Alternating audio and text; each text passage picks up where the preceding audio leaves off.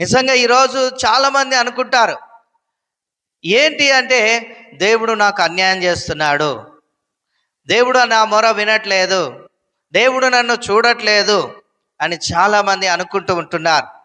కానీ దేవుడు అంటున్నాడు, ఏమంటున్నాడు ఇక్కడ? మరొకసారి చదువుదాం, 25వ వచనం.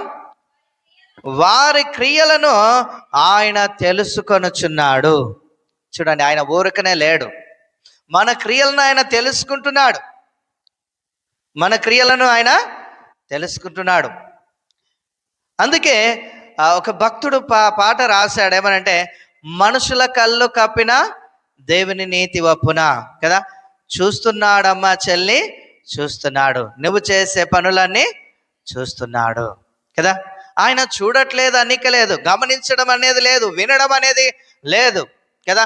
ఖచ్చితంగా ఆయన వింటున్నాడు, చూస్తున్నాడు, తెలుసుకుంటున్నాడు. మనం ఏ రీతిగా బ్రతుకుతున్నాం, న్యాయంగా బ్రతుకుతున్నామా, అన్యాయంగా బ్రతుకుతున్నామా, నిజంగా పాపాన్ని ఖచ్చితంగా కడిగి వేసుకొని పరిశుద్ధంగా దేవుని సన్నిధిలో ప్రార్థిస్తున్నామా, లేకపోతే పాపమును మనం హృదయంలో పెట్టుకొని దేవుని దగ్గరకు వచ్చి నాకేమి చేయట్లేదని కదా, మళ్ళీ ఒప్పుకొని కూడా మళ్ళీ అదే పాపం చేస్తూ దేవుని అడుగుతున్నామా? ఒకసారి మనల్ని మనం పరీక్ష చేసుకోవాలి. దేవుని యొక్క వాక్యం ఏమంటుందంటే, ఆయన అన్యాయం చేయుట అసంభవం. ఆయన ప్రతిది కూడా తెలుసుకుంటున్నాడు, ప్రతి దినం మనల్ని ఆయన చూస్తున్నాడు. నిజంగా ఆయన మరి వాక్య భాగము స్పష్టంగా సెలవిస్తుందంటే అంటే చూడండి, ఆ మాట 121 కీర్తన 3-4 వచనాలు చదువుదాం. 121 కీర్తన 3-4 వచనాలు.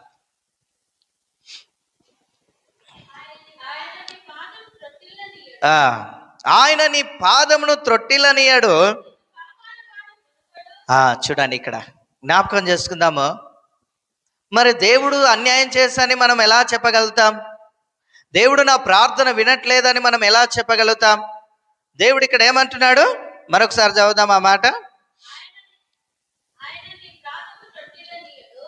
ఆయన నీ పాదమును త్రొట్టిల్లనియడు. చూడండి, నిన్ను కాపాడువాడు కొనుకడు.